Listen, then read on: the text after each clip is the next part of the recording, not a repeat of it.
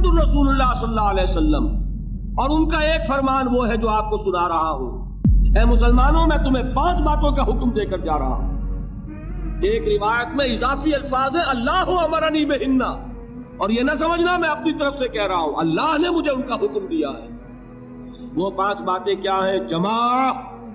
जमात की शक्ल में रहो, समोता सुनो और इताअत करो, हिजरत व जिहाद बिल जमात व समअ व ताअत वल हिजरत वल जिहाद फी सबीलिल्लाह। 5 बातें। जरा इस मजमे में हाथ उठाएं वो हजरात जिन्होंने कभी ये हदीस सुनी। अंदाजा हुआ? ये 300 में एक की औसत नहीं है। क्या वजह है? वजह मैं कल बता चुका हूं। दीन का एक हिस्सा अंग्रेज के दौर में भी कायम रहा था, वो हमें याद रहा। अंग्रेज के दौर में नमाज थी कि नहीं? रोजा था कि नहीं? हज था कि नहीं? ज़कात थी कि नहीं? कलमा शहादत था कि नहीं? ज्यादा याद है। और दीन का गलबा था कि नहीं? नहीं। गलबा दीन के तकाज़े याद नहीं। सीधी सीधी बात है। 200 बरस एक शय है ही नहीं, उसका नतीजा तो यही निकलेगा, क्योंकि ये तकाज़े हैं गलबा दीन की जिद्दोजहद के। वो तकाज़े हैं बुनियल इस्लाम अला खम्सिन, पहली छत के 5 सुतून। पहली छत तो है, 5 सुतून भी है। तीसरी छत आपके ज़हन से निकल गई। इकामत दीन की फर्जियत को आप जानते ही नहीं, लिहाजा जो उसके लवाज़िम है वो कैसे याद होंगे?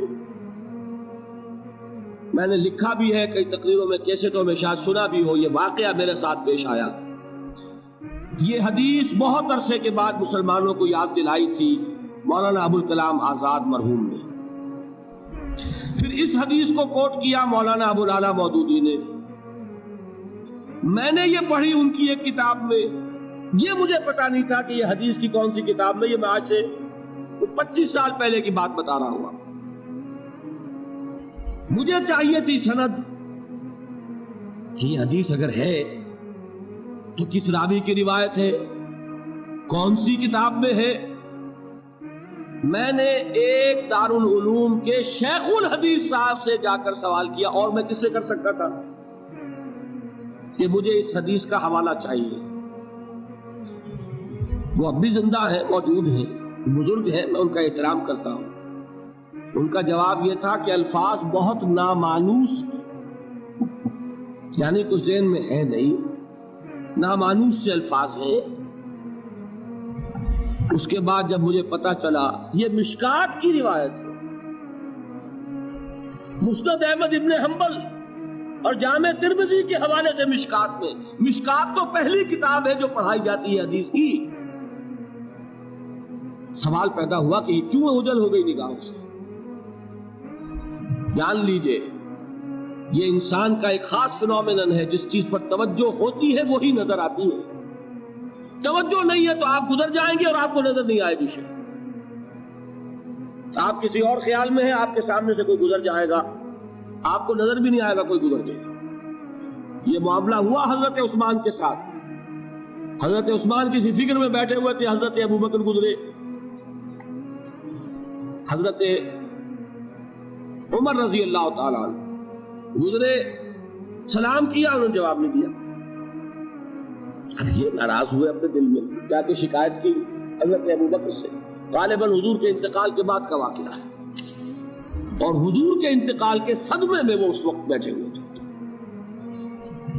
हजरत अबू बकर से शिकायत की कि उस्मान को मैंने सलाम किया, सलाम का जवाब नहीं दिया। सलाम का जवाब न देने का मतलब ये है दोस्ती खत्म, दुश्मनी शुरू। सलाम बड़ी शय है ये, तो उन्होंने बड़ी बात महसूस हुई।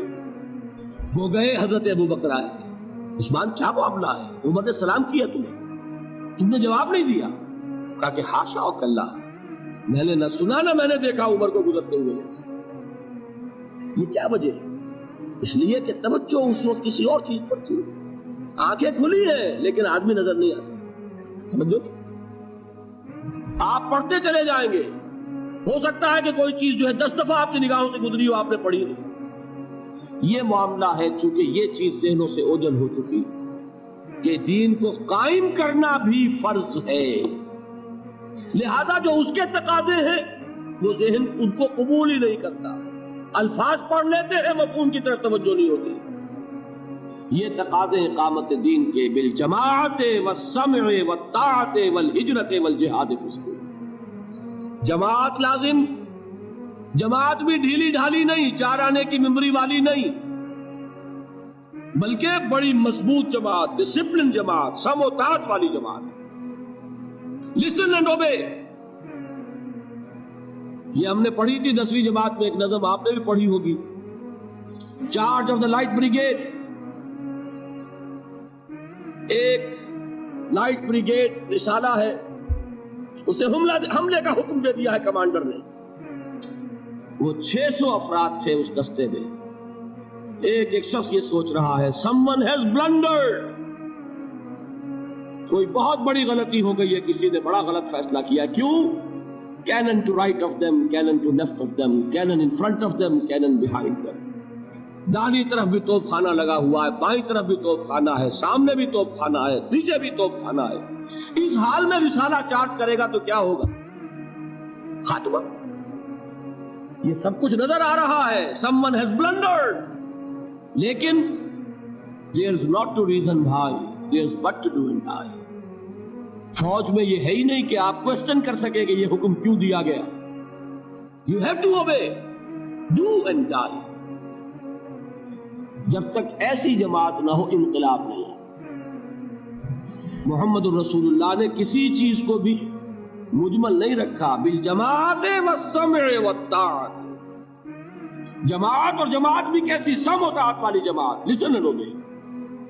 اور یہ جماعت کیا کرے گی؟ 2 کام، ہجرت اور جہاد۔ ہجرت کیا ہے؟ آپ سمجھتے ہیں شاید صرف وطن کو چھوڑ دینا ہجرت ہے؟ حضور سے سنیے، پوچھا گیا ای الہجرت افضل یا رسول اللہ، اللہ کے رسول سب سے اعلیٰ ہجرت کون سی ہے؟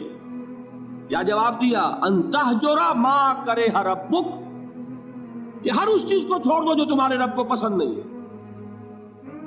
حجر کے معنی تعلق ختم کرنا، ہر اس چیز کو چھوڑو جو تمہارے رب کو پسند نہیں۔ ہاں، اس کی نیت رکھو کہ اللہ کرے کہ وہ وقت آئے کہ خالص دین کے غلبے کی جد و جہد میں گھر بار، اہل و عیال، مال و متال اور اپنے وطن کو چھوڑ کر نکلنا پڑے۔ یہ ہجرت سب سے اونچی ہجرت ہو جائے۔ شروع کہاں سے ہوئی؟ رشوت لے رہے تھے، آج فیصلہ کیا نہیں لوں گا، ہجرت شروع ہو گئی۔ کوئی شخص شراب پیتا تھا، آج طے کر لے کے اب نہیں، ہجرت شروع ہو گئی۔ جو اللہ کو پسند نہیں اس سے ترک تعلق۔ اور چوٹی کیا ہے؟ گھر بار، وطن، اہل و عیال، مال و منال سب کو چھوڑ کر نکل جانا، جیسے نکلے محمد کے دیوانے صلی اللہ علیہ وسلم۔ کیا ٹرکوں میں گھر بار کا سامان لے کر گئے تھے؟ اہل و عیال کو لے کر گئے تھے؟ تنہا تنہا، کس لیے؟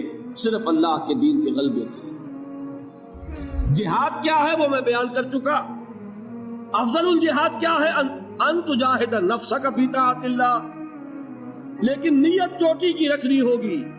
حضور نے فرمایا جو مسلمان مرا اس حال میں کہ نہ اس نے اللہ کی راہ میں کبھی جنگ کی، نہ جنگ کی خواہش رکھی، نہ اس کے دل میں شہادت کی آرزو تھی، فقد مات علی شعبۃ من النفاق، تو وہ ایک قسم کے نفاق پر مرا ہے، ایمان پر نہیں مرا۔ زیرو لیول نہیں، مائنس لیول، جو کل میں نے آپ کو بتایا تھا۔ نیت یہ رکھو کہ اللہ وہ وقت لائے کہ صرف اللہ کے دین کی غلبے کی جد و جہد میں جنگ کا وقت آئے اور ہماری گردن کٹے۔ یہ وہ آرزو ہے جو آرزو کی محمد رسول اللہ نے، لَوَدِدْتُ أَنْ أُقْتَلَ فِي سَبِيلِ اللَّهِ ثُمَّ أُحْيَا ثُمَّ أُقْتَلَ، میری بڑی خواہش ہے کہ میں اللہ کی راہ میں قتل ہو جاؤں، پھر مجھے زندہ کیا جائے، پھر قتل ہو جاؤں، پھر زندہ کیا جائے۔ یہ بار بار لذت مجھے حاصل ہو اللہ کی راہ میں گردن کٹوانے کی۔